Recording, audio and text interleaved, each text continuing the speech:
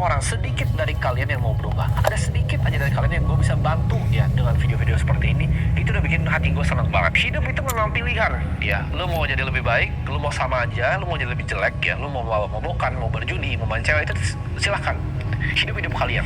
Gue bukan orang tua kalian. Gue nggak bisa memaksa kalian untuk mau jadi yang lebih baik. Jadi benar-benar pilihan kalian. Kalian mau stay di situ atau kalian mau jadi yang lebih baik.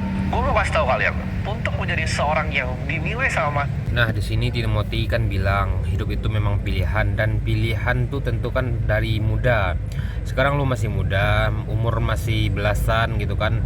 Lu tentuin sekarang apa tujuan lu hidup gitu. Menurut gua lu jangan lupa sholat, dan sholat 5 waktu ya, terpenting. Ini bukan masalah alim atau nggak alim. Lu tuh kalau seorang muslim lu wajib sholat cuy. Dan satu lagi menurut gua lu umurnya yang masih kecil atau 20 ke bawah, 20 atau 25 ke bawah lah ya, 25 ke bawah, itu lu bisa asah skill lu. Di mana skill yang lu nyamanin gitu, yang lu enak menjalaninnya.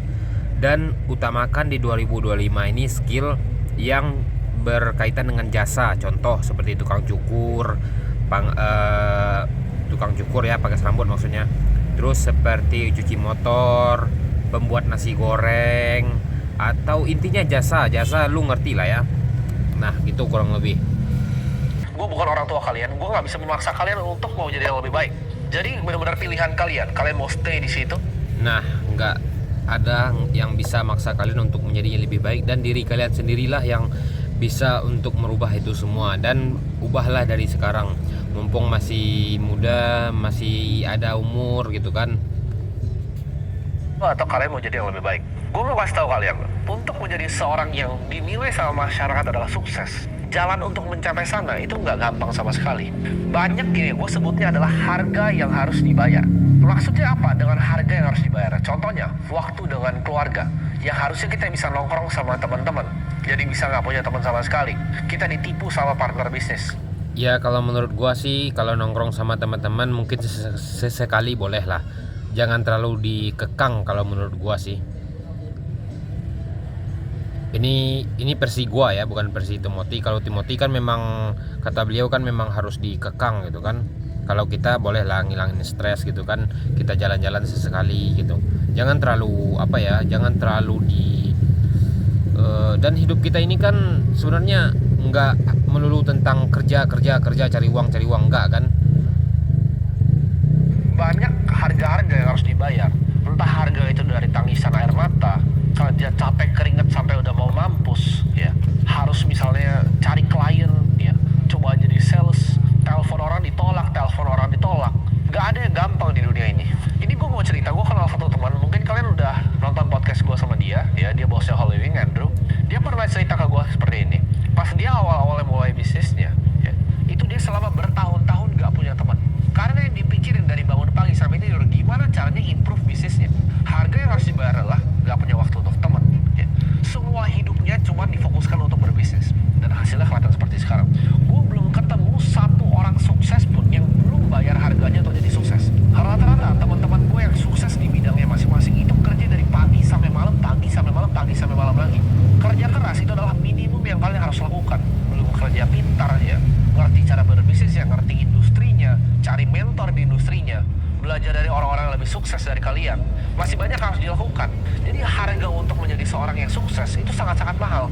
Nah di sini gue pengen bilang sama kalian semua, kalau menurut lo harga untuk menjadi sukses itu terlalu mahal, gue kasih tau nih ya, harga penyesalan itu lebih mahal dibanding harga untuk jadi sukses. Ini akan gue ulangin sekali. Tuh, diulangin sekali lagi. Harga penyesalan itu lebih mahal daripada lu. Contohnya gini, menyesal lu pada saat muda sekarang lebih baik daripada lu menyesal pada saat tua. Karena kalau saat muda lu nyesal, lu masih bisa ngulangin lagi. Tapi kalau lu udah tua terus lu nyesal gitu, lu nggak bisa ngulangin lagi. Karena lu udah tua, udah berumuran gitu kan.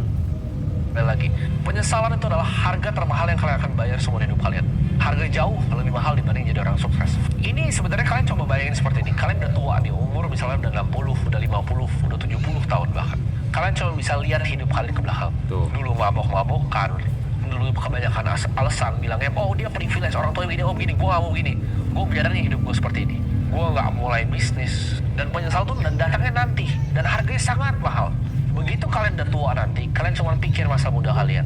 Coba dulu gue dengerin dia, coba gue dulu mulai suatu bisnis, coba gue dulu lompat mulai bisnis, coba dulu gue bikin channel YouTube pertama. Nah, apapun yang saat ini lu pengen dalamin aja seperti TikTok affiliate atau YouTube atau apa, lu bikin aja channel dulu, lu bikin aja TikTok dulu. Yang penting berproses, namanya hidup ya berproses bro, nggak ada yang instan di dunia ini. Coba waktu itu gue apply kerja ke sini, coba waktu itu gue coba untuk ningkatin skill gue, coba waktu itu gue ngerti untuk ngatur keuangan, coba waktu itu gue coba suatu hal yang baru yang gue takutin. Nah, semua itu penyesalan setelah lu tua nanti ya. Jadi sekarang ini udah dibongkar sama Timothy. Jadi selagi lu masih muda, cobalah hal baru. Selagi itu baik menurut agama. Misalnya gue mulai bisnis waktu itu, gue bisa lihat orang tua gue waktu itu senyum sebelum dia meninggal. Gue bisa bawa nyokap gue misalnya umroh sebelum dia meninggal.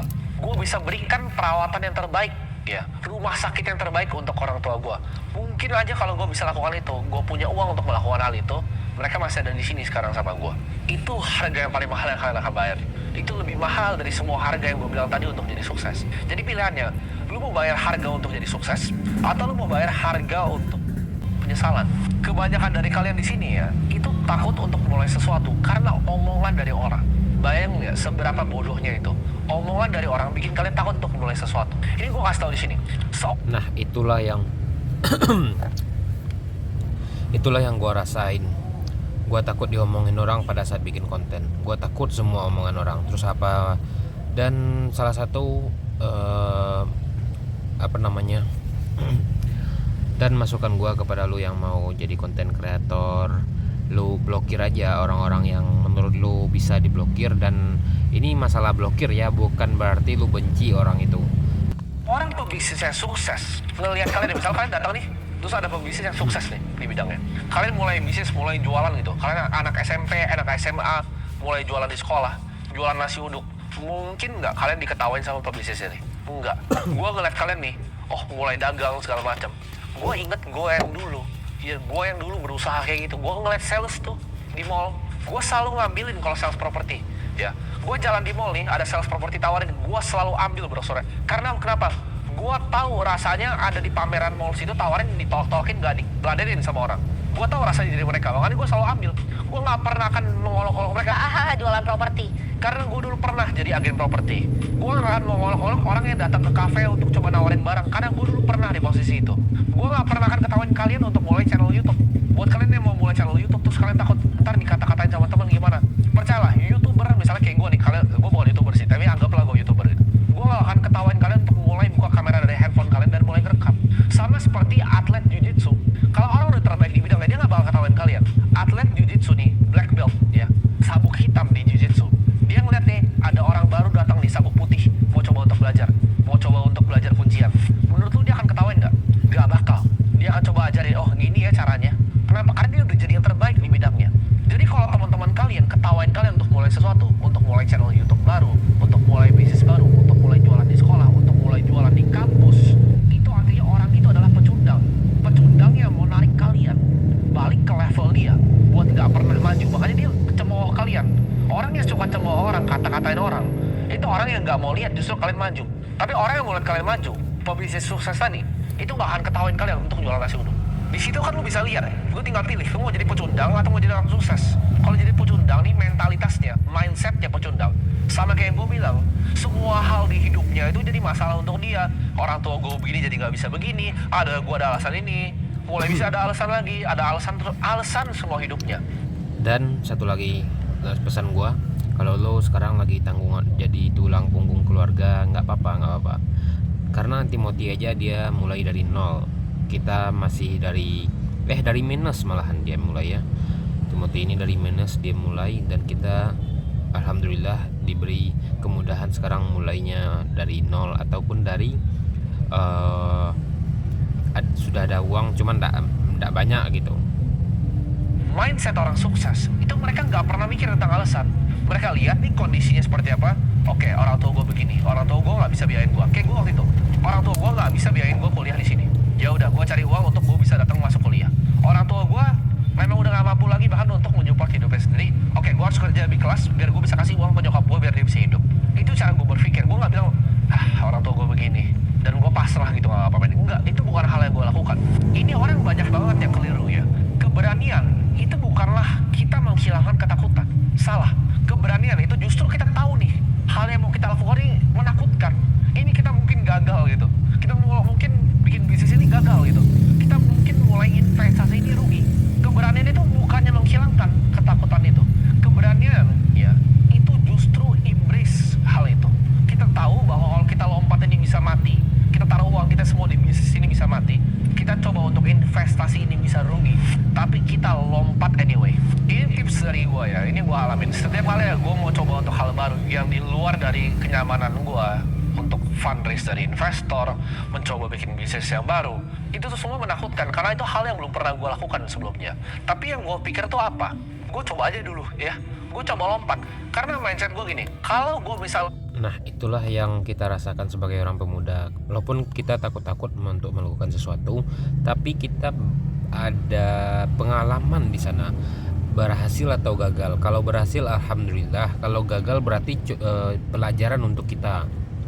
kalau lompat, at least gue nggak berdiri di tempat yang sama. Ya, kalau gue nggak lompat untuk coba message orang ini, kalau gue nggak coba lompat untuk networking sama orang ini, kalau gue nggak coba lompat untuk mulai bisnis baru ini, hidup gue kan di sini terus. Jadi at least kalau gue lompat nih, ya, yang bisa mati gitu, gue jatuh ke lubang, atau gue bisa selamat datang ke next levelnya selanjutnya. Nah itulah jadi seorang pengusaha, itulah jadi seorang investor, lompat terus gitu, bisa jeblok ke bawah atau sekalian naik level. Tapi yang gue tahu pasti, kalau gue diem di sini, gue akan tetap diem di sini. Karena sebuah mimpi tanpa suatu aksi, kita nggak ngapain gitu. Itu cuma mimpi. Jadi kalian jangan pernah mimpi mau punya mobil mewah, mimpi mau punya apartemen mewah, mimpi mau... Nah, jangan setelah nonton video ini jangan cuma hanya bermimpi. Jadi kalian tuh harus action.